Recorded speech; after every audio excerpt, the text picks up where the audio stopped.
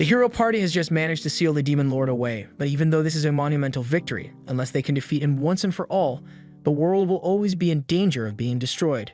They all feel guilty for not being able to complete their mission, but their leader tells them that there's still hope because he is sure that someday in the future, a new hero will appear to carry on their legacy and finally finish the Demon Lord off for good. Several years later, at the A-Rank party, Thunderpike is in the middle of a public dungeon raid, and while the two melee fighters attack, the magic users begin casting their spells. And thanks to the buffs from the party's supporter, Yuka, they are able to take a Hydra down in record time. Individually, the members of Thunderpike are already really strong, but when they work together, they are nearly unbeatable, which is part of the reason why they have so many fans. However, while they may look like the perfect team on the surface, it turns out they don't really get along as well as you'd think. In fact, after the stream ended, the Red Mage Yuka tells everyone on the team that he is quitting Thunderpike effective immediately. The party leader, Simon, asks him why he wants to leave, so Yuka explains that he isn't getting a fair cut of their reward money.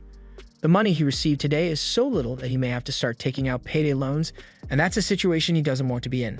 Simon tries to justify Yuka's low pay by claiming that Yuka isn't contributing enough to the party, and Barry chimes in to point out that Yuka never actually engages in any battles. All he ever does is burn through their items' durability with his pointless enchantments. Yuka can't believe Barry would call his enchantments useless, but Barry isn't the only one who feels that way.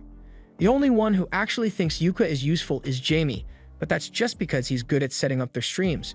Camilla tells him that if he wants to be paid more, then he has to be more active as a member of the team, but Yuka doesn't think she has the right to say that since she's basically a healer, and Yuka is always protecting her in battle. The fact that they don't value the work he does is exactly why he wants to quit the party, but Simon asks him if he's really sure he can manage on his own if he leaves.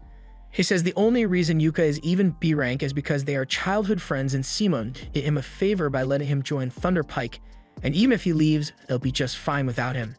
Since they clearly doesn't think Yuka deserves to be paid well, Yuka definitely isn't going to stick around. Yuka has wasted the last 5 years of his life supporting this party, and they would never have gotten this far without his help, but the others still all think he's useless, so they won't miss him at all. Now that Yuka has officially quit Thunderpike, he heads to the guild receptionist to ask if there's any work available. She's surprised that a famous adventurer like him is here to look for a gig, so she asks him if something happened with Thunderpike, and Yuka explains that he quit. The receptionist doesn't seem that surprised since things like this happen all the time, so she hands Yuka a form to fill out so she can give him a new party. Once he's done filling out the form, he hands it to the receptionist, but just then, a girl comes running up to him for a big hug. The girl's name is Marina, and she used to be one of Yuka's students back when he taught preliminary adventurer classes half a year ago, and Yuka is glad she's doing alright. She's curious about why Yuka is here, so she asks him, and he tells her that he is currently looking for a new party since he recently left Thunderpike. Marina doesn't even let him finish his sentence, because if he's looking for a new party, then she would love to have her beloved teacher in hers. Yuka agrees to her proposition, so a few minutes later he is seated with Marina and the rest of her party members so they can discuss his joining. Silk loves the idea of Yuka joining their party, but she is surprised that an experienced adventurer like him wants to join their D-rank party. Yuka is currently B rank, so he could probably get into a much better party, but he doesn't mind being in a D-rank party, and to be honest, he actually prefers it this way. Back when he was in Thunderpike, they would always take on high-level missions, so Yuka would have to buy a ton of magic items to prepare, which left him in constant debt. That's why he wants to take it easy for a while, and just deal with some low-level quests instead. Since Marina, Silk, and Rain are all on board with the idea, Yuka officially joins their party, and their first mission together is to collect magic iron ore from the Painto Mine dungeon. It's been a long time since Yuka felt excited to go on a mission like this, and it definitely brings back a lot of old memories from when he was starting out as an adventurer. Yuka recalls that this dungeon has a lot of magic ore veins on the 6th floor, and Silk tells him he is correct, but they were hoping to avoid fighting the 5th floor boss, so Yuka suggests they should start on the 4th floor instead. As they enter the dungeon, Marina takes the lead and uses the stick to check for any traps that may have been set, and Yuka is so proud because she's doing it exactly how he taught her. But for now, he asks her to let him take the lead since he has a more efficient method. Marina doesn't understand what he means since their party doesn't have a scout or thief to detect the traps, but while that may be true, Yuka has a magic item that should be useful in this situation. It's a detection lamp, and thanks to a special type of oil, it illuminates traps, so they can spot them just like a scout would. The lamp really is useful, but Silk asks if it's okay for Yuka to be using it since special oil sounds really expensive. And yes, it normally is, but Yuka made this oil with his alchemy, so it didn't cost him much. The party continues walking down the corridor while carefully avoiding all the traps, until eventually, Yuka stops everyone because he can sense something up ahead. He warns the others and tells them that they should prepare for a fight, so they all rush in together and are confronted by a group of boggles. Silk decides to take the initiative and fires the first shot to take one of the boggles down, while Marina runs in to handle the rest. As she does this, Yuka casts overlapping physical enchantments on her so she can fight better, and at the same time, he casts a debuff on the boggles to trip them up. While the boggles are disoriented, Marina goes in for her attack, and in one fluid motion, she is able to cut both of them in half, something even she is surprised by. She turns around to ask Yuka if that feeling she just experienced was his magic, so Yuka confirms that he had cast 3 types of enchantment on Marina to help with her fight. Rain can't believe Yuka was able to cast 3 enchantments at once, and on top of that, he managed to do it with no incantation, but Yuka doesn't think it was all that impressive, so he just says they should keep moving. As they continue through the mine, he asks the girls about their usual dungeon exploration routine, so Marina proudly explains that they always take a break after each floor and check their equipment, just like he taught them to do. Since that's the case, Yuka suggests that they should rest a bit before they continue. After their break, Marina and the others check all their equipment for damage and everything seems to be in working order, so they are ready to continue their mission and head down to the next floor. On the second floor of the dungeon, the group is suddenly ambushed by a group of undead miners, and the only way to get rid of them is for Rain to use holy magic, so everyone needs to protect her while she uses her chant. Marina and Silk plan to handle the defense, but Yuka tells them he has this covered, so he casts a blessing of light on all of them. And while it won't kill the undead miners, it does stop them from coming any closer, so it's a good defensive measure. Eventually, Rain finishes the holy light spell and uses it to eradicate the undead, and once they are safe, Marina begins praising Rain for a job well done. Yuka praises her as well since there aren't many people who can use light magic on the scale that Rain just did, but doing that probably drained a ton of her mana, so he casts Refresh Mana to help her recover. Rain can't believe Yuka can use Refresh Mana since that's a really rare skill. It completely restores the mana of whomever it is cast on, and having that skill alone would make Yuka insanely valuable to any party that works with him. But Yuka thinks she's exaggerating a little because he only learnt Refresh Mana as a way to compensate for having an obscure job like a red mage, although it was really difficult for him to learn it. Afterwards, the group continues walking down the path, and as they go, Yuka begins pouring a liquid on the ground. Silk asks him what he's doing, so Yuka explains that he's pouring holy water over their footprints in order to stop undead monsters from following them. Silk is worried and asks if it's really okay for him to waste his holy water like that since it's really expensive. But Yuka tells her it's fine since once again he made this himself. The group is in shock that Yuka is able to make holy water even though he isn't a priest, but he has a special method for it. By purifying the ashes left behind by the undead when they are defeated, Yuka is able to process it into holy water, and the ashes he got from the undead miners will be more than enough to make up for the amount of holy water he's using.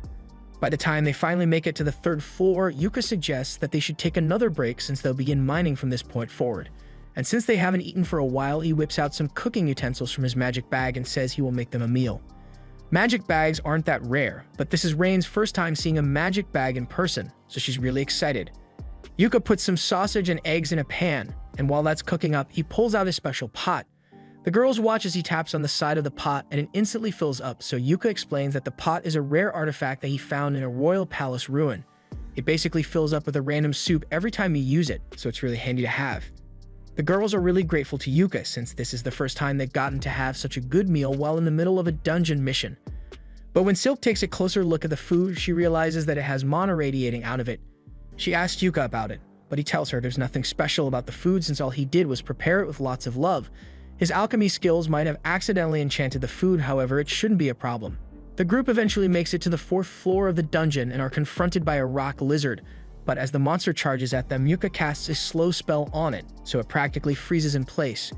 Marina then rushes forward to attack, and normally she wouldn't risk it, but since Yuka's enchantments have buffed her strength and stamina, she decides to try using her magic blade ability. And with it, she is able to slice the rock lizard's head off in one go. Once the fight is over, Marina is totally exhausted since Magic Blade uses up a ton of her mana, but Yuka encourages her to keep using it as much as possible, because eventually her body will get used to it. But for now, he casts Refresh Mana to help her recover. Anyway, there are a lot of magic ores here, so Yuka begins mining with the girls, and after a little while, they manage to gather a ton of magic ores. Yuka asks if this is enough to fulfill the requirements of their quest, but Silk says they actually need a bit more. Unfortunately, there are no more magic ores on this floor, so their only option now is to defeat the 5th floor boss and go down to the 6th floor to gather the remaining ores. The girls don't like the sound of that since the 5th floor boss is called the Novice Crusher Steel Crab, and they aren't sure they can survive against something like that, but Yuka tells them they don't need to worry since he will do his best to handle a boss on his own. A little while later, they arrive at the boss's room, but before they head in, Yuka pulls out a camera artifact. Rain recognizes the artifact and asks if Yuka plans to livestream his battle, but he was actually just going to record instead. He always records his battles so he can study his mistakes later, if he's going to be recording anyway. Marina asks him to make it a live stream since she thinks it will be a lot of fun. Yuka is fine with live streaming his fight, but while he's setting it up, he realizes he doesn't know the name of this party. He asks them, but Silk tells him they haven't actually thought of a party name yet, and in fact, they aren't even officially registered yet. Since that's the case, he asks them if they've got any good ideas for a team name, so Marina thinks for a second and comes up with the name Clover. Specifically, a 4-leaf clover to represent their 4 members, and everyone really likes the name, so from now on, they shall be known as Clover. Just then, Yuka realizes that this is going to be her party's first live stream, and he feels bad if he was the only one who got a spotlight, so he asks the others if they want to help him fight the boss, but they all tell him that it's fine for him to handle it solo. In that case, Yuka isn't going to hold back, so he casts Great Blink Shadow and Protector Shield buffs on himself, and then enters the boss room. The Steel Crab awakens and immediately tries to strike Yuka, but he uses his speed buffs to dodge, and once he's out of the crab's range, he begins casting tons of debuff spells on it. And once the crab is sufficiently weakened, he casts a gravity spell to crush it against the floor. With this, the Steel Crab boss has been defeated, and it didn't even take him 1 minute to do it, so Yuka is pleased with his performance. He then ends the stream and Marina runs up to hug him for being so amazing. But she's hugging him a little too hard, so the others ask her to let go before Yuka ends up in a wheelchair. After making sure his back is fine, Yuka tells everyone that they should bring the Steel Crab's body back to the guild so they can sell the parts. He stores the entire things in his magic bag, and that's a huge help since they never would have been able to carry it back by themselves. So far, Yuka has been indispensable to their party, but Silk doesn't think it's fair for them to constantly be relying on Yuka like this, so Yuka suggests that next time they have a boss battle, everyone can participate so they'll gain some experience. The girls like the sound of that, but for now, they still have to open the treasure chest they get for killing the floor boss, and when they do, they find a ton of magic ores, so it looks like they won't have to mine anymore after all. Dungeon streams are really popular all around the world as they are a great source of publicity, so big companies often offer sponsorship deals to popular streamers. And right now, Yuka's popularity is at an all-time high because the video of him defeating the Steel Crab with nothing but status effects spells has gone viral. Meanwhile, Yuka and the others are returning home, and while on the carriage, Yuka asks them what they thought of their first mission together, and the girls absolutely loved it. They learned all sorts of cool things from Yuka, so this was easily the best mission they've completed so far. In fact, they were all thinking of making Yuka the official leader of their party since he has the most experience, and they all trust him with their lives since he was their teacher. Yuka is hesitant to accept the role since he never intended to take over Marina's party, but since they all say they want him to do it, he ends up agreeing, mostly so he can ensure their safety in future battles. While Yuka's party is celebrating their first victory, Thunder Pike is suffering a crushing defeat. Simon hired a new guy to replace Yuka after he quit, but he must still not realize how much Yuka is carrying their party because he led them right into wolf territory and expected everything to just work out. Normally, Yuka would have cast a weakening spell in the wolves by now, but the new guy can't do that, so the wolves are way too strong for the party to handle, and as a result, Jamie gets chomped. Simon sees her in trouble and rushes to save her by decapitating the wolf, and while Jamie is technically safe now, her stomach is full of holes, so she'll die if she doesn't get help soon. Simon asks Camilla to cast a healing spell on Jamie, but Camilla says she's out of mana, so there's nothing she can do. It's not like they had a guide who could cast a mana restoration spell, did they? The group retreats to safety and Simon administers first aid to try and keep Jamie alive while Camilla's mana recharges. He asks if anyone has a healing potion and the new guy, Cork, has one, but he doesn't feel like giving it to Simon since Simon made it painfully clear that he was responsible for buying his own equipment with his own money. Simon tells him that now's not the time to be worrying about money when one of his teammates is about to die, so Cork reluctantly hands over the healing potion and Simon feeds it to Jamie. Thunder Pike has really been on a downward spiral lately, but on the flip side, everything has been working out for Yuka. He and the girls are sitting at the bar to celebrate, and while the reward for their quest wasn't that high, the Steel Crab's body was in good condition, so the guild paid a good price for it. Speaking of money, Yuka asks Marina and the others what system they've been using to split up the party's earnings, so they tell him that Silk usually handles all the party's money and each member gets a set allowance. Yuka is a little surprised since it's rare for a party to entrust all the money to a single member, but the group has a reason for that. They've all been saving up so they can eventually afford to buy a house as a party, since it's a little awkward to have to be renting at the inn all the time. Since they are trying to save their money, Yuka tells them it's fine if they continue with the allowance system. Silk asks if he is really okay with her handling all the finances since she thought an adventurer like him would want to handle his own money, but Yuka trusts her, so there's no reason to change the system they already have. While Yuka and the other are having fun and getting along, Simone and the rest of Thunder Pike are upset because that was the worst outcome they had in years. Thankfully, they were able to save Jamie's life, but things could have gone really badly, and Simone blames it all on Cork. The rest of the party get in on it and start calling Cork useless for not being able to get them out of that mess, but Cork isn't going to let them put the blame on him since everyone knows that dire wolves track their prey through scent, so it's common sense to buy a scent blocker in preparation for the mission. This is clearly the party's fault for not being prepared for the situation, but Simone tries to turn it around on Cork and says that if he knew about the scent blockers, then he should have told them. And the fact that Jamie almost died is entirely his fault too because he didn't buy scent blockers for the entire party. The gaslighting is strong with this one. But thankfully, it's not strong enough to fool Corks, so he realizes he wants no part in a party where no one is willing to take accountability for their mistakes and quits on the spot. Yuka overhears this, and he can't believe Thunder Pike still hasn't learned from their mistakes, but that doesn't concern him anymore. He turns back to the girls, and Marina tells everyone what they should do for tomorrow. Silk remembers something Yuka once told her about it being important to take a day off after every mission, so she suggests that they do that. Everyone agrees, and since Yuka is going to have the day off, he decides to get a little shopping done. He needs to stock up on potions and scrolls, and he still needs to turn those undead ashes he got into holy water so he can replenish his stock. He's going to be busy for a while, so he suggests that they all meet back up here after their break is over. Just then, Marina notices that the dungeon string highlights of the day are being shown, and Yuka's fight against the steel crab is number 1. He is shocked since he only uploaded it a couple of hours ago, but it already has over 5,000 viewers, and it's still going up. People find it really interesting that someone with an obscure job like a red mage was able to take down a red crab without even needing to touch it. The announcers tell everyone to keep an eye on Yuka and his party, Clover, because they just might become the world's greatest party.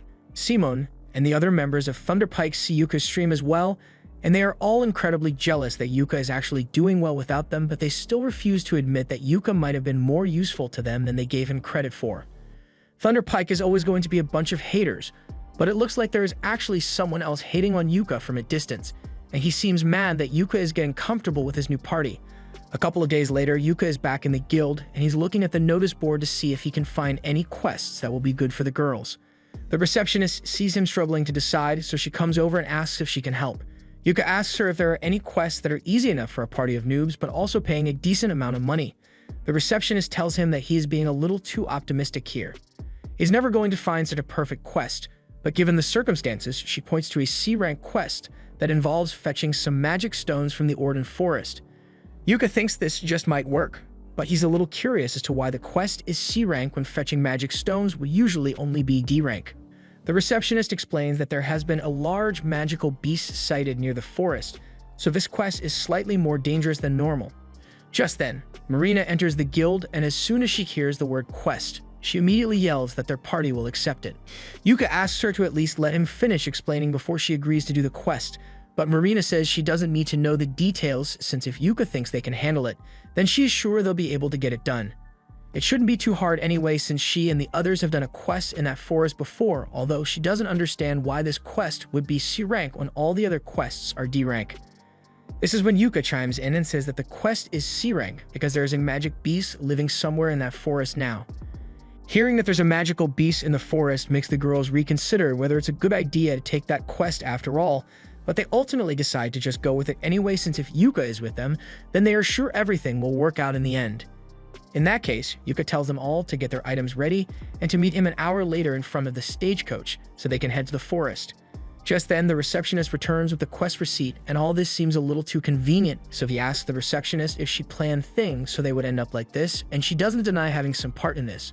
The stream Yuka made yesterday ended up earning him more than 10,000 fans, and they are all eager to see Yuka's next stream. Yuka is a little embarrassed since he hadn't realized his stream would earn him so much attention. He sees no harm in continuing to stream his fights since it'll bring attention to the girls. And if they happen to find that magical beast, having it on video would be great for the guild's records. While Yuka was talking about all this, a man from before is getting more and more infuriated, so as Yuka leaves the guild, he follows him. Yuka immediately realizes that he's being followed since the guy doing it is doing a terrible job at it, so he ducks into an alleyway to get away. He was hoping to lose his stalker, but for a fat guy, he's pretty quick and catches up to Yuka. Yuka asks him if he has any business with him, so the man demands that Yuka quit Clover immediately. Yuka obviously says that's not going to happen, especially since he's the leader of the party. The guy can't believe those girls would make Yuka their leader after just one day together, even though they offered to join their party $1 million, and they kept turning him down. Yuka understands what's going on here. This guy wanted to get himself a harem of cute adventurer girls, but Marina and the others refused to let him join, and now seeing another guy live his dream has made him irrational. The man draws his sword to attack if Yuka doesn't agree to leave the girls' party, so Yuka quietly casts a snare trap at the man's feet and then turns to walk away. As Yuka is walking away, the man really does try to attack him, but Yuka's trap causes him to slip and fall on the ground. Once he's on the carriage, he talks to the girls about his random encounter. They recognize the guy as Bizio and tell Yuka that the guy has been trying to join their party for so long. They ask if Yuka is alright since they would hate it if something bad were to happen to him because of them. But Yuka assures them it is not their fault, and besides, he left that guy unconscious in the middle of the street, so they can just report him when they get back to town. In the meantime, before they get to their destination, Yuka wants to go over their mission objective one last time. They are going to fetch 3 magic stones from the Orden Forest, and since the others say they've been here before, he asks them what it was like when they got here. According to Marina, they had been here 2 months ago, but now that she thinks about it, she didn't run into any monsters at all. After hearing this, Yuka realizes that the magical beast must have already been in the forest 2 months ago, and if they encounter it, he's going to be live streaming. This way, the guild gets valuable information about the beast, and in the event that they can't defeat it, it'll be easy to call for backup if needed. Once they arrive in the forest, Yuka begins the stream and the group starts making their way through the forest. Yuka decided to be the rear guard since beasts usually attack from behind, but Marina asks if it's really alright for him to be at the rear since he's in the most danger there. Yuka tells her she doesn't need to worry since not only can he use Blink Step to get away if his life really is in danger, his clothes also have really good defense stats, so he can take a couple of hits before he goes down. They soon reach the waterfall where they are meant to gather the magic stones, but just before they could reach there, Yuka tells everyone to wait because he can sense something coming. The magic beast finally reveals itself, but all the confidence Yuka had earlier goes about the window because that thing is a high-level monster that's usually only found in the deepest parts of the dungeon, a Zarnag. The girls are nowhere near strong enough to handle this thing or even survive a minute against it, so Yuka gets in front of them and tells Silk to lead the others back to the Adventurers Guild and get back up while he holds this thing off here. However, the girls know that Yuka doesn't stand a chance against that thing's either if he is fighting solo, so they refuse to leave his side, otherwise he might really die. Yuka can't really argue with that, so he agrees to have them fight with him, and cast his enchantment spells on them. He and Marina are handling the front line, so Marina charges forward first, but the Zarnag swats her away effortlessly. Yuka tries to use his layered status effects on it, and while it does disorient the Zarnag, it doesn't do much damage to it, so he's running low on options. Right now, there's only one thing in his arsenal that can stop this thing, so Yuka decides to go all or nothing. However, he will need Marina to buy him some time so he can finish casting the spell. Marina agrees to distract the beast so she gets up close to it, and does her best to keep its attention while dodging its attacks. And even when she's about to get caught, Silk and Rain assist with their magic. Thanks to their combined efforts, Yuka had enough time to finish casting the level 5 spell, a highly destructive prismatic missile, and now that it's complete, Yuka fires it straight at the beast's face. After the prismatic missile hits, it doesn't look like it did much at first, but soon after, a monster begins coughing up blood so it has been badly injured. Rain then casts a grade 5 Thunderbolt spell to electrocute the monster, and while it is paralyzed, Yuka orders Marina to chop its head off. Marina charges forward and activates her magic sword while Yuka buffs her with a critical attack spell, and as a result, she's able to cleave the monster's head from its body in one swing. Now that it's finally over, Yuka falls to his knees in relief because he can't believe they managed to defeat the monster without any of them dying, and back in town, all the spectators of the stream are equally as amazed. Especially by the spell Yuka used because no one has seen anything like it before, but there's always got to be that one hater in the crowd. Back in the forest, Yuka is feeling a little lightheaded because of all the mana he had to use during the fight, but overall he's still in good condition. He's glad everything worked out, but that fight was way too tough for a group of newbies like them, and the only reason they managed to make it out alive was because they got lucky. He tells the girls that he's going to scold them later because of their reckless behavior, but the girls think Yuka was just as reckless as they were because he initially ran into battle alone, totally expecting to get himself killed, and that's unacceptable behavior. Yuka can't deny that he was prepared to sacrifice himself, so he compromises and says they can all talk about their grievances later.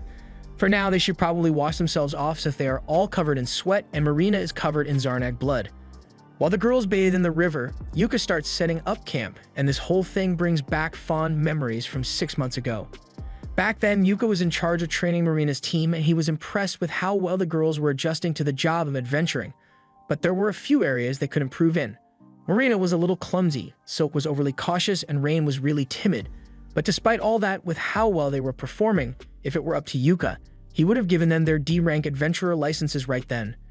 Later that night, the girls had set up their tent, prepared firewood and alarms in case of monster attacks. And as Yuka watched them work back then, he could feel a sense of pride because he knew they would turn out to be great adventurers in the future. But he never could have imagined that he would end up joining their party. A few days later, the party is back at the guild, and it looks like they've been summoned to meet the guild master, so the girls are a little nervous. They ask Yuka if this means they are in some kind of trouble, but he thinks this meeting is probably about the Zarnag they defeated. A mission like that should have been classified as B rank, however, for some reason it was marked as D rank, so some investigation is definitely warranted. Just then, the guild master, Benwood, walks in and the girls are so intimidated by his presence that they immediately stand at attention. He walks up to Yuka and demands that he explain himself, but Yuka did nothing wrong here, so he tells Benwood that he already provided all the relevant information in the report he wrote to the guild. Benwood isn't satisfied with an objective report, so he demands a detailed explanation, but before they discuss anything, Yuka tells Benwood to drop the tough guy act because it's scaring the girls. Marina tries to stop Yuka from talking to the guild master so casually since he is a really powerful person, but the guild master actually respects Yuka a lot, so there's no need for formalities between them. Benwood tells everyone they can sit down, and Benwood already knows what happened in the forest, but he wants to know what Yuka thinks about the whole situation.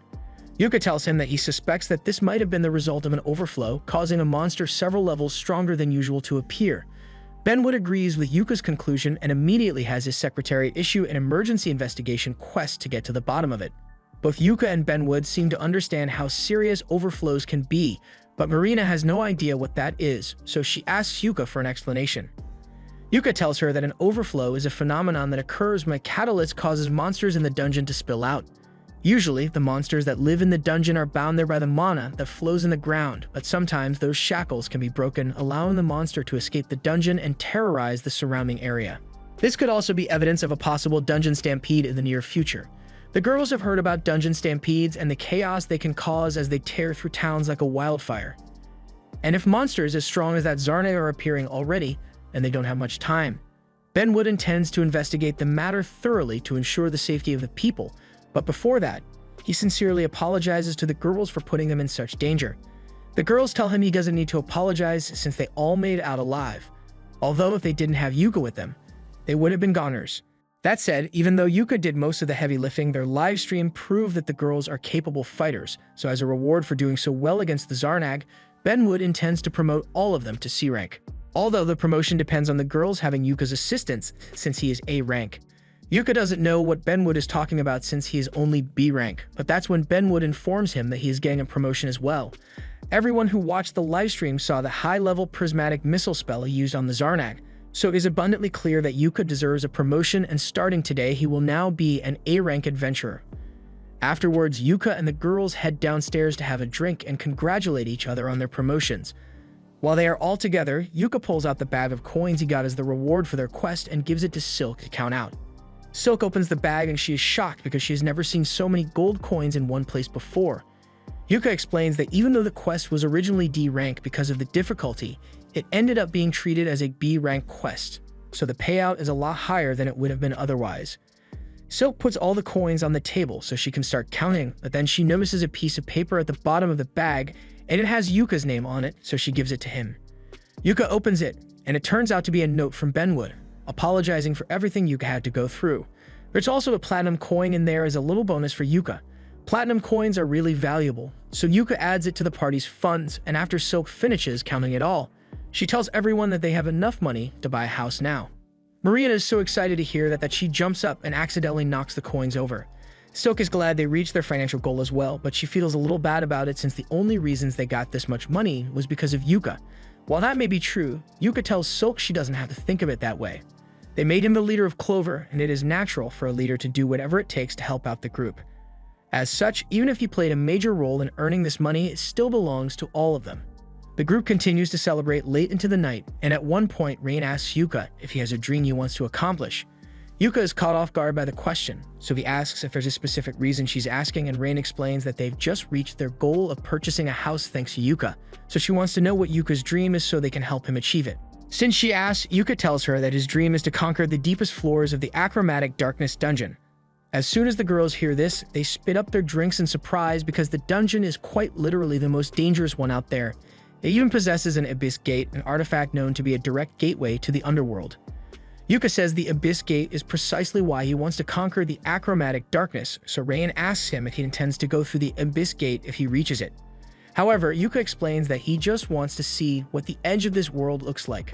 An uncle of his once took on the dungeon and tried to get to the gate, and although he wasn't successful, Yuka was told the story so many times as a kid that he decided he wanted to try it himself. Although he knows that it will probably never happen, Marina likes the sound of Yuka's dream, so she suggests that they should all go to the Achromatic Darkness and try to accomplish Yuka's dream. Yuka tells her it's not that simple since that dungeon is so dangerous that just entering it requires permission from the government, and you'd have to be an A-rank party to gain approval. Even so, Rain still thinks it'd be a good idea, so she says she wants it to be their party's next goal. All the others agree and promise to work hard to make Yuka's dream a reality, but they won't be attempting it anytime soon though. With each passing day, Clover's streams have been gaining more and more popularity. Right now, they are streaming a battle against an undead hand, and thanks to their flawless teamwork, they are able to take it down with a lightning spell from Rain and a rock scroll from Yuka. That concludes the stream, so they wave to their fans, and everyone at the guild absolutely loves them, all except the members of Thunder Pike who hate how popular Yuka has become. Barry thinks Yuka only looks impressive because he is in a team of newbies, but Simon actually heard that Yuka recently got promoted to A rank, so he might just be that good. Besides, Yuka's popularity isn't their biggest concern right now. Thunder Pike has been constantly failing quests recently, and Simon thinks it's because all the new people they hire end up being useless morons. In fact, none of them ever end up sticking around for more than one day, but that can't be because there's something wrong with their team, right? Speaking of their team, Simon asks why Jamie isn't here, so Camilla explains that Jamie wasn't in the mood for a drink. Simon gets pissed since after that mission where Jamie got mauled by a wolf, she has been slowing the team down constantly. As for Jamie herself, she has locked herself in her room and has been watching videos of Yuka's live stream on repeat for hours now. The other members of Thunder Pike are starting to realize that Yuka may have been more useful than they gave him credit for. So since the reason Yuka quit in the first place was because of his low pay, they could just increase his cut a little. And since Jamie hasn't been doing much lately, they can cut her pay instead. A few hours later, Yuka and the others return to the guild to report the success of their mission. But as they arrive at the front door, they find Simon waiting there for Yuka. Seeing Simon again makes Yuka a little angry, so he tells the girls to head inside without him, and then he asks Simon what he wants. Simon gets to the point and says he is allowing Yuka the honor of rejoining Thunder Pike. Yuka can't believe the shit that just came out of Simon's mouth, but Simon tries to manipulate Yuka into considering it by reminding him that his dream to see the Abyss Gate can only come true if he's part of an A-rank party like Thunder Pike. Plus, ever since Yuka bailed on Thunder Pike, they've been struggling to complete quests, so Simon says it's Yuka's responsibility to come back and make things right. Yuka listened to everything Simon had to say, but it's too bad he doesn't care though. He and Simon may have been childhood friends. But that means nothing after all the disrespect Simon has given him, so Yuka wants nothing to do with him ever again. He then walks inside, leaving Simon to stew over the consequences of his actions, and meanwhile Bisio was watching the whole thing, and he seems to have a sinister idea in mind. Back inside, Yuka meets up with the girls and they ask him what happened with the guy outside. Yuka explains that was Simon, the leader of his former party, and as soon as Marina hears this, she gets worried because Yuka might end up rejoining Thunder Pike. But as Yuka stated earlier, nothing on Earth would ever make him go back to that shit show of a party. That aside, they still have to report their mission's success to the guild, so they all head to the reception desk and afterwards, they'll have drinks to celebrate. The next day, Yuka calls a meeting to tell the girls about a quest they received. Marina is already primed and ready to go, but Yuka tells her to sit down first and at least listen to what the quest is about. He tells them that their party has been specifically requested by Earthies. The girls are surprised since Earthy's is the most well-known workshop in the country. In fact, Silk's bow was made at Earthy's, so it's an honor to be specifically requested by them. However, the girls still wonder why Earthy's would choose Clover of all parties. Yuka explains that Earthy's is launching a new theme of equipment for ladies that is both stylish and safe, so they basically want Marina, Silk, and Rain to conquer a dungeon while wearing the new outfits in order to promote the brand. Marina can't believe they are really going to be poster girls for a brand as big as Earthy's, but Silk and Rain are already fixing their hair for the mission. It's a really good deal since they get paid to conquer a dungeon and get to keep the armor afterwards, so they tell Yuka they'll accept the offer, and the group later sets out for Iron Dungeon. When the day for the quest finally arrives, Yuka meets up with the girls outside the dungeon, and they've already changed into the new Earthy's gear. Yuka tells them they all look really cute, and on top of looking good, the equipment is all really functional, so he thinks it suits them.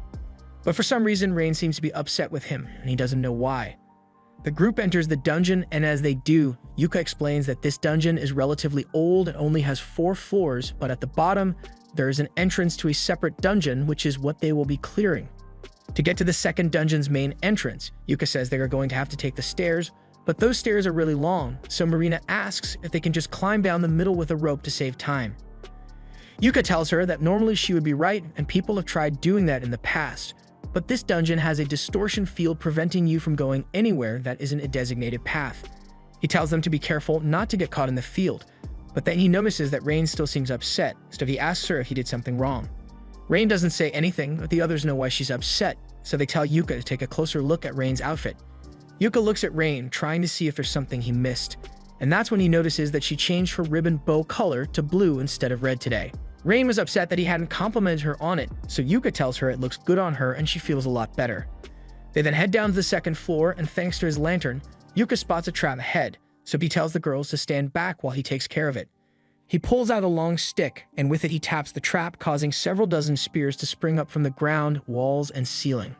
That would have been an unpleasant way to die, but since he has already triggered it, it should be safe for them to continue forward now. They are going to have to squeeze through all the spears, so while walking, Yuka asks if anyone is having any trouble. Thankfully, since their new armor is so snug, the girls have no trouble passing through the spears. Once they make it a little farther down the corridor, Yuka senses something up ahead and warns the girls to get ready for battle. The group comes face to face with a group of orcs, and the second Silk sees the orcs, years of generational hatred comes flowing back into her mind. Yuka knows that orcs are the natural enemy of elves, but he asks Silk to remain calm so she doesn't make a mistake. Yuka plans to hit them with powerful magic first, then Marina will attack with her sword, and Silk can provide backup from the rear. Now that everyone knows the plan, Yuka casts his enchantment spells, and Rain begins casting a fireball spell. Once she's done, she shoots it at the orcs, setting them ablaze, so Yuka then joins in with a rock blast. While the orcs try to evade his rocks, Silk shoots one in the neck, and another was crushed, so there are only 2 left now. Marina charges in, and as the last 2 orcs charge forward, Yuka hits them with a paralyze and slow spell, allowing Marina to chop one clean in half, while the other gets shot in the neck by Silk. Marina then finishes it off by splitting the orc's head in half. Now that the battle is finally over, Yuka walks over to the orc corpses to pick up the magic stones and asks Silk if she was calmed down now. Silk apologizes for her outburst, but she can't help but be filled with rage whenever she sees an orc. Yuka understands that she can't control her reaction to orcs since it's just a part of being an elf. Just then, Marina comes up to Yuka and tells him she just found something weird on one of the orc's bodies. She hands it to him, and after inspecting it, Yuka realizes it's a Memorandum of Revelation scroll. It's an artifact that can uncover hidden abilities in people who use it. It's kind of odd that a low-ranked orc would have something like this, but in its current state, it's not that valuable since it's so damaged. However, it would be a waste to sell it off, so Yuka says he's going to fix it and let one of the girls use it. Silk asks what happens if one of them uses the scroll, so Yuka explains that it will unlock a hidden talent. For example, it might grant you a second job or maybe a new skill. If that's what the Revelation Scroll does, then Rain and Silk suggest that Marina should use it when it's repaired since she only has 1 job right now. Marina is a little hesitant to accept since sword mages are rare and she's not sure she has the potential to become one. Still, Yuka thinks it's worth a try anyway, since even if she doesn't get a second job, she might end up uncovering some sort of hidden ability. Just then, a chest appears as their reward for defeating the orc, and after opening it, they continue walking until they get to the break room between floors.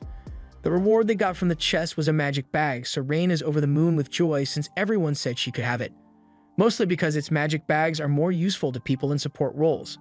If they manage to find another one at some point, Yuka thinks it would be best if Silk got to have it since it would allow her to store more arrows. Once their break is over, they all get up, but before they continue, he wants to review the team's losses and gains. Yuka used one of his scrolls, but his mana levels are still decent, and Marina feels perfectly fine. Silk used 5 arrows when they fought against the orcs, but she's got 20 left, and as for Rain, she is ready to continue. Since everyone is still in good condition, they continue down to the 3rd floor, and Yuka warns everyone to stay alert since even though this floor doesn't have a floor boss, they have to be ready in case they get attacked. There used to be a door to the main dungeon, the abandoned city, but around 10 years ago, the door just vanished, so anyone can just walk in now. It is said that in the past, the door was guarded by multiple Shadow Stalkers, and from what Yuka knows, the Shadow Stalkers are supposed to look like solid black mannequins with shiny eyes. But those things haven't been seen in years, so there's no way they'd run into one here. However, there's a black mannequin with shiny eyes just staring at them menacingly from the 3rd floor, so Marina asks if they should be concerned about that. That thing is definitely a Shadow Stalker, and Yuka thinks it's unbelievable that they are actually seeing one here, so he makes sure the recorder gets a good view of it. The Shadow Stalker may look creepy, but they don't have to worry for now since it's on the 3rd floor, there's no way it can cross the distortion field. However, the Shadow Stalker proceeds to jump down and pierce through the distortion field like it's nothing, so they might be in trouble after all. Yuka tells everyone to get ready to fight and pulls out a scroll of multi-enchant to buff the girls as much as possible. But even with all the enchantments, when the Shadow Stalker launches its first attack, it takes Marina out in one hit. Rain rushes over to Marina's side to heal her while Silk provides cover, but Yuka still can't believe that the Shadow managed to shatter his multi-enchant barrier so easily. The Shadow prepared another attack, so Yuka charges forward and casts a protection barrier on himself, but the Shadow's attack easily shatters it, so Yuka comes to the conclusion that the Shadow's attack must be specifically made to destroy barriers, so he switches tactics and casts Blink Shadow on himself, so he can avoid being hit altogether and sneak up on the Shadow to slay it. However, before he could strike, the Shadow turns around and hits Yuka with a dark magic curse that leaves him immobilized, so there might really be no way to beat it. The Shadow then casts another curse, but Rain manages to block it with a holy shield, while Silk counterattacks with her Dryad Vines. While the Shadow is busy, Rain tries to heal Yuka like she did with Marina, but to her horror, she discovers that Yuka isn't breathing. At the same time, the Shadow slashes Silk across the back and Marina manages to chase it off, but it's moving way too quickly for her to hit it, so Rain decides to use a wide area spell to take it down. She casts Icicle Rain and aims it at the Shadow, but it disappears and slashes both Marina and Rain in the back. Now all the girls have been badly injured, but the Shadow isn't down yet because it then proceeds to cast dozens of Eclipse Cannons and fires them straight at the girls.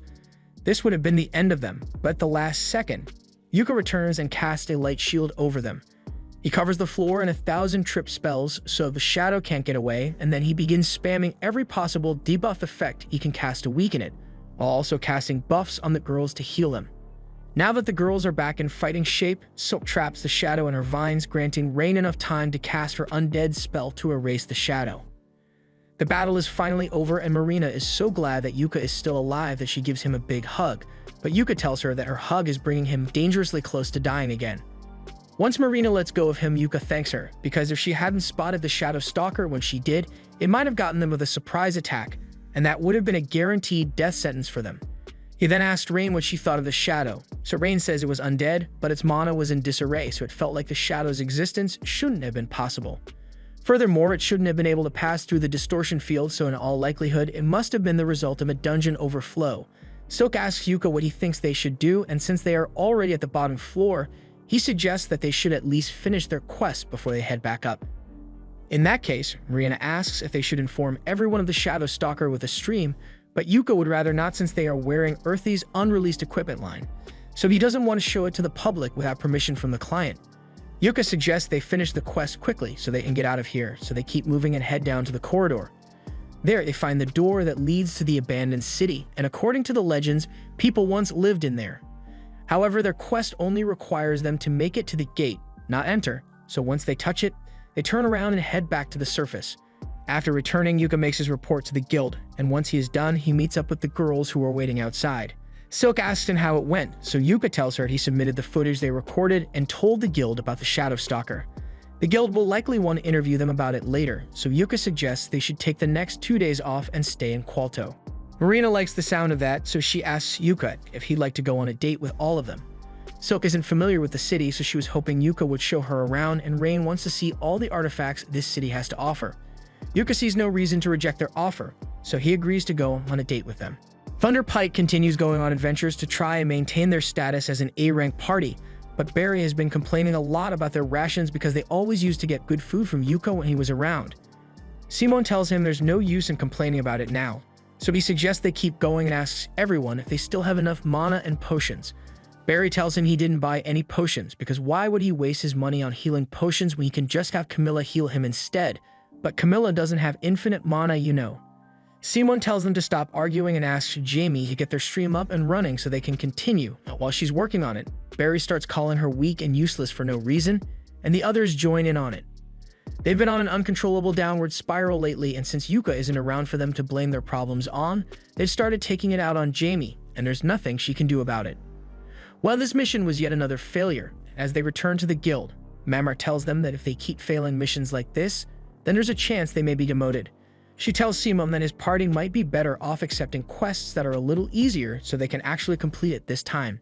And personally, she suggests they should aim for C-rank quests next time. Simon is outraged that she would say such a thing to an A-rank adventurer, but she tells him he hasn't been producing any A-rank results, so he won't be getting special treatment.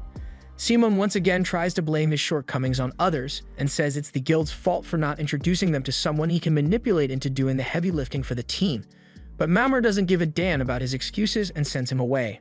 With nothing else to do, Thunder Pike sits at a table to brood, but Jamie sits at his separate table because she doesn't get along with the others so well anymore. Barry is still angry that Mamar would threaten to demote them, but Simon calms him down because Mamar was right about them. They haven't been performing as well as they used to, so maybe A-rank missions are a little too much for them to handle right now with just the 4 of them. However, if Simon thinks their lack of a 5th member is a problem, then Camilla tells him to hurry up and find a new member for their party since that's his job as the leader. Simon knows Camilla is right, but even if he finds someone else, there's no way he would get someone as good as Yuka was, so Barry asks him if they can just bring Yuka back to Thunder Pike.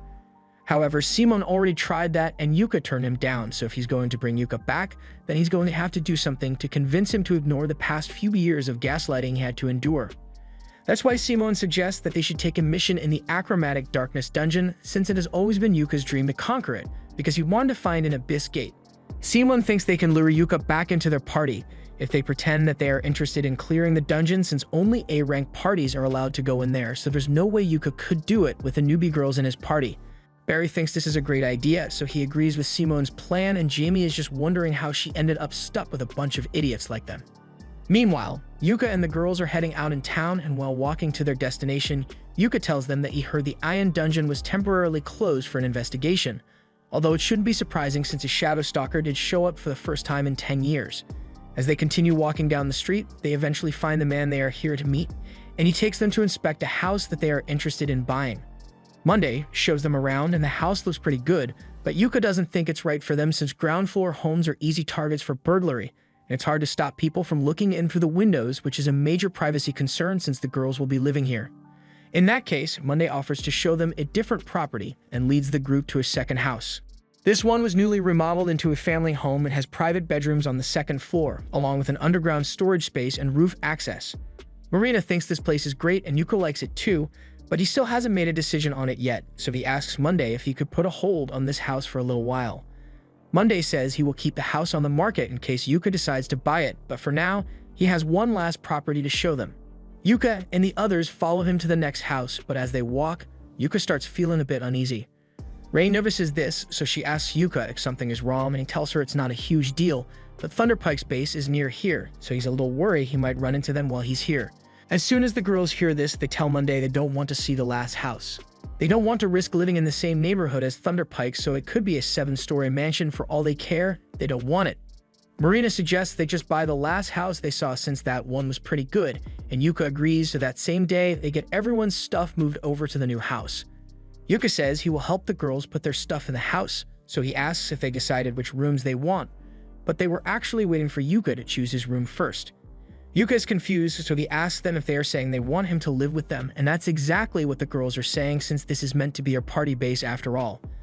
And it's all thanks to Yuka that they could even afford to buy the house in the first place, so of course they want him to live with them. Yuka is hesitant to live under the same roof as the girls, But Marina reminds him that when they camp out on their adventures, Yuka has no problem sleeping right next to them, so this shouldn't be any different. It's hard to argue with that logic, so Yuka agrees to move in, but he's setting some ground rules. He tells the girls to keep in mind that he's a man, so they have to actually use their door locks when they are changing their clothes or something. He just really doesn't want to get forced into embarrassing situations, and as long as they all respect each other's privacy, there shouldn't be any issues. With that settled, they sit down at the lunch table to eat and toast to their future as Clover. However, Yuka notices that Rain is a little distracted, so he looks at the TV, and to his surprise, he sees a report about a party taking on the Achromatic Darkness dungeon. The announcer talks about how Thunderpike receives permission from the guild to perform an investigation in the Achromatic dungeon, and they apparently teamed up with another party, all with the aim of reaching the Abyss Gate. Hearing that Thunderpike is going after his dream is a massive slap in the face to Yuka, and the girls think he must be really upset, but he actually says he is fine. After all, it's not like it's a race, and if he's going to take on the Achromatic dungeon, he wants to do it with Clover, and he couldn't care less if Thunderpike wants to do it before him. He wants to just forget about them and continue with their meal, but then he gets some mail from the guild saying he is being summoned. He and Rain go to see what this is about, and they are informed the party has specifically requested Yuka's help on an upcoming mission of theirs.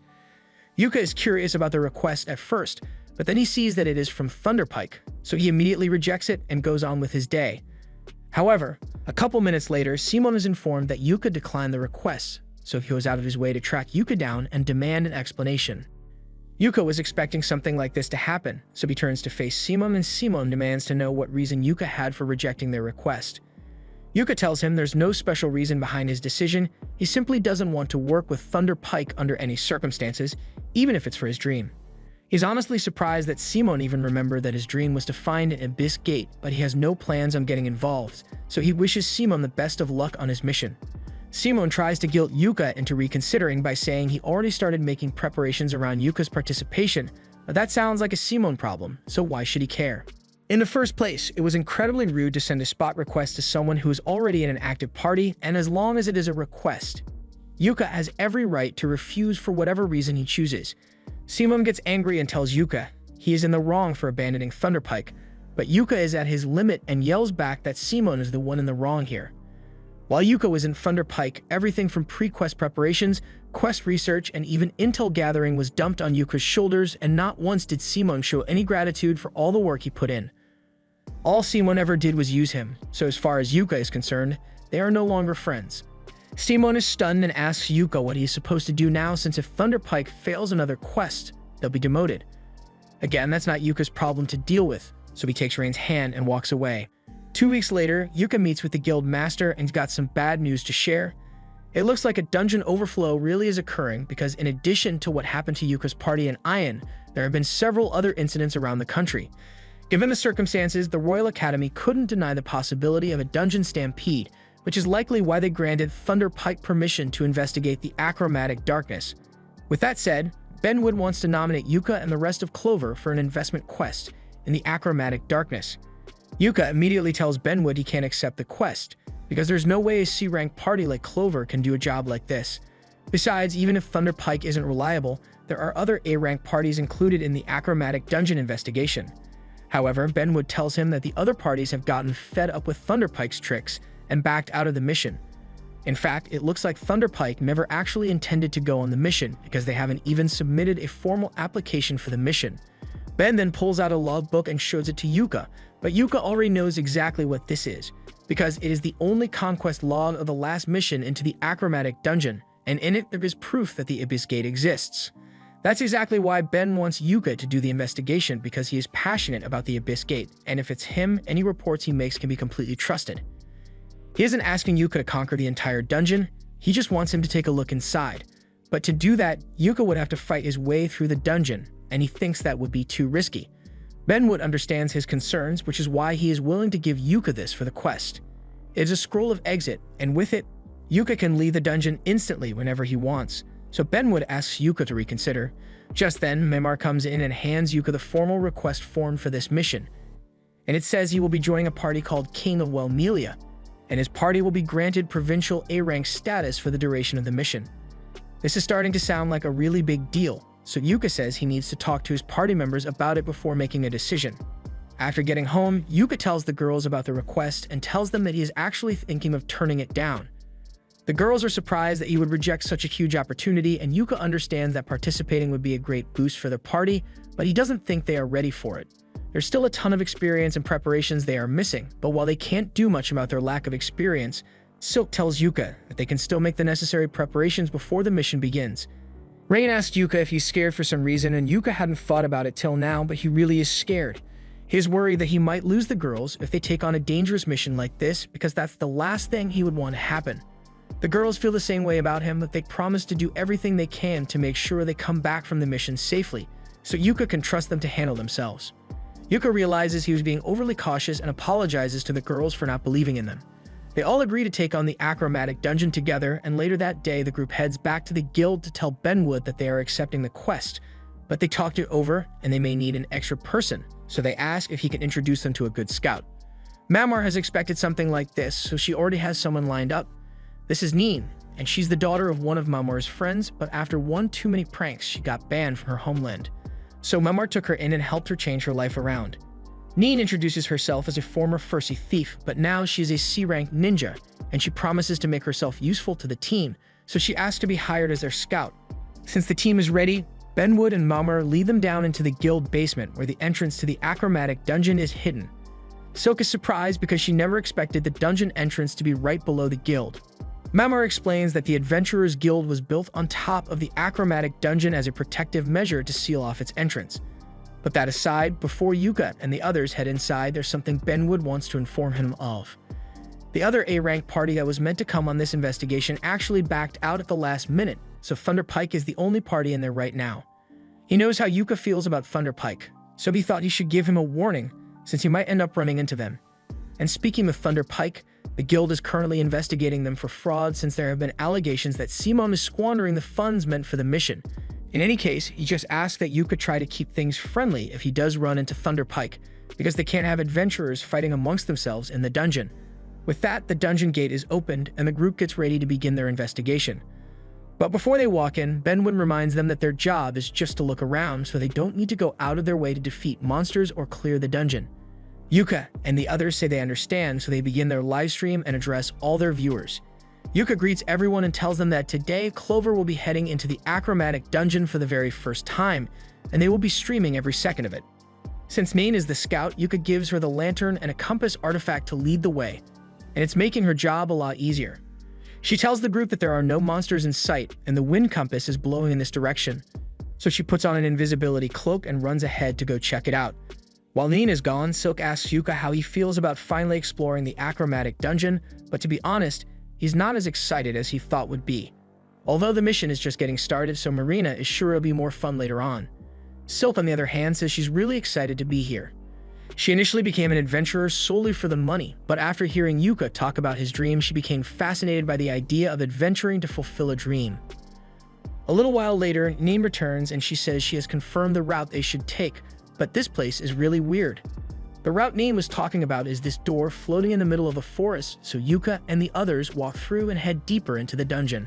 While they are walking, Yuka mentions that he heard that Thunder Pike entered the dungeon 2 weeks ago, and they are currently on the 8th floor, so there's not much chance of them running into each other for now. Yuka reminds the girls that their objective is just to find out if there's anything odd about the dungeon, not to clear it, so it would be best to avoid all battles if possible. However, they soon find their path blocked by a strange fish monster, and there's no way around it, so it looks like they are going to have to fight after all. Yuka has never seen anything like this creature before, so he's not taking any chances and starts forming an attack strategy. He tells Rain to get Compact Fire spell ready and asks Silk to fire her arrows at the monster's head. As for Marina, he wants her to use this. She normally attacks with a sword, but Yuka wants to finish the monster off as quickly as possible, so the crossbow is the best option. Marina is a little disappointed since she was hoping to use her sword after getting a new samurai job, but a crossbow is cool too. Now that everyone is clear on the plan, Yuka goes all out and begins casting his prismatic missile spell, so just as the monster begins charging, he shoots it, followed up by a crossbow bolt from Marina, creating a hole in its chest. Rain then launches her flame spell straight into the hole in the monster's chest, causing it to burn up from the inside, and Silk finishes it off with a few arrows to the head. Neen is amazed by how quickly they were able to take the monster down, and now that it has been defeated, the team can move on to the safe room. Once they get to the safe room, Yuka says they should take a break and cuts the stream. He asks everyone to report their losses, but aside from the arrows that were used to fight the shark monster, everyone is still fully equipped. Yuka is glad to hear that everyone is in good condition, so that just leaves one more thing to deal with: the treasure chest.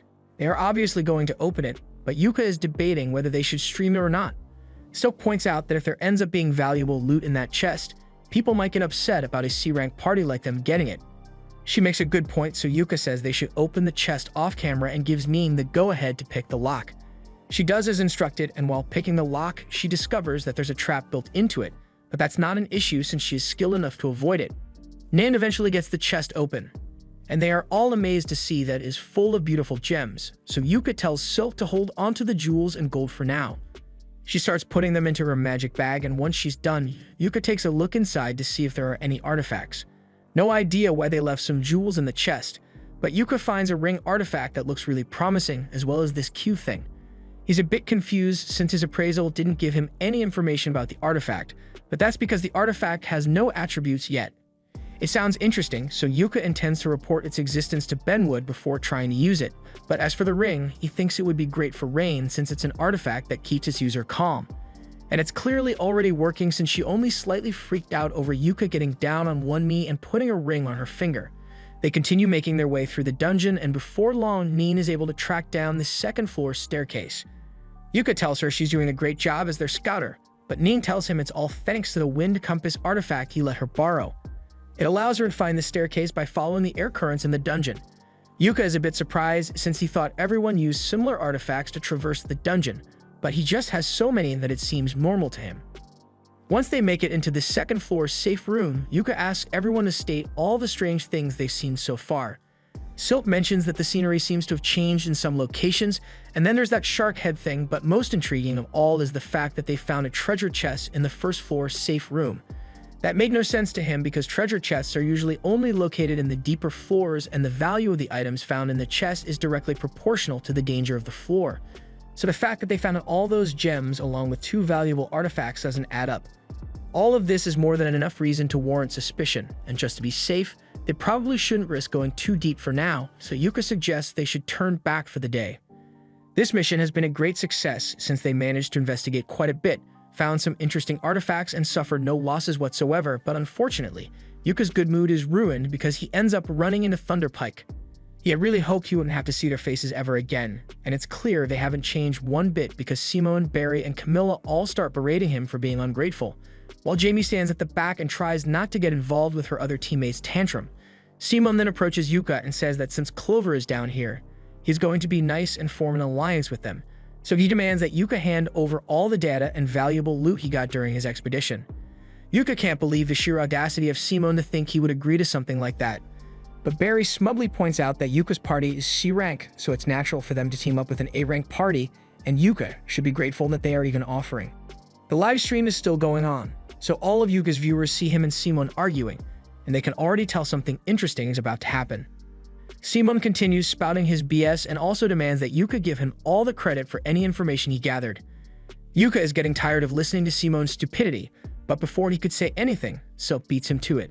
She calls Simone shameless for trying to take advantage of others, but Simone, Barry, and Camilla are discriminatory against dark elves, so they call her a filthy follower of the dark god and say a savage like her has no right to speak in their presence. That was the last straw for Yuka, because they can disrespect him all they want, but if they insult a member of his precious family, then someone's going to die today. Simone tries to downplay his and the others' blatant racism, but Yuka was dead serious about his threat, and he tells them that he would sooner die than ever work with them again. He doesn't want to spend even another second near Simone, so he tells everyone in Clover that they are leaving and turns to walk away, leaving the 3 narcissists furious, and Jamie is really uncomfortable. And remember, all it was caught on Yuka's livestream, so a lot of people just saw Thunderpike act openly racist, and it's only a matter of time before they get cancelled. 2 days later, Thunderpike is called into a meeting with Benwood, and he tells them that several complaints have been lodged against Thunderpike in the past few days. One is from their sponsors, claiming that Thunderpike is misusing the funds that were allocated to them for the mission, 2 civil rights complaints from the Council of Elves and Wellmelia for being openly racist towards Silk, and 1 from the guild's headquarters. Benwood asks if Simone has anything to say for himself, but unfortunately, common sense was in short supply when Simone was born, so he says he did nothing wrong. If anything, he thinks Clover was in the wrong for allowing their filthy savage elf to speak to him like that, but before he even finishes that sentence, Simon receives a well-deserved punch to the face. Benwood is furious that Simon is so remorseless, but Simon doesn't understand why Benwood is making a big deal out of this single savage elf. Benwood throws a dagger near Simon's face to shut him up, and since Simon is clearly too ignorant to figure it out on his own, Benwood breaks it down for him. An A-rank party recognized by the Kingdom of Welmelia was just seen being openly racist towards a dark elf, and that has sullied the dignity of the kingdom. Simon thinks Benwood is overreacting over a little argument between adventurers, but Benwood grabs him by the neck and tells him his little argument may end up damaging the kingdom's relationship with the elves. So here's what's going to happen. Benwood wants Simon and the others to make an apology stream immediately, and he had better be prepared to lose his adventurer's license as well, or maybe even be exiled from the kingdom altogether. Simon is starting to realize how serious this actually is, so he tries to bargain by saying there will be no one to complete the achromatic dungeon investigation if Benwood exiles them, but Benwood tells him that he will be just fine without them. Unlike Thunderpike, Clover has proved themselves to be capable of handling themselves and working together in dangerous situations, and while they are on the mission, they have been provisionally granted A-rank status. Simon is left speechless upon realizing that Clover is A-rank. Benwood doesn't want to waste any more time talking to Simon, so he tells him to get out of his office and start working on that apology stream. Simon can't believe this is happening to him, and he has no intention of apologizing for what he did either because he doesn't think he did anything wrong.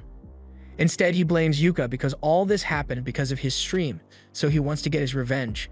Just then, someone calls out to Simon from around the corner, and he says he has a plan to get Simon back on top, while getting revenge on Yuka and Clover, and Simon seems interested in what he has to say. This was the end of episode 6. Subscribe to not miss the next part.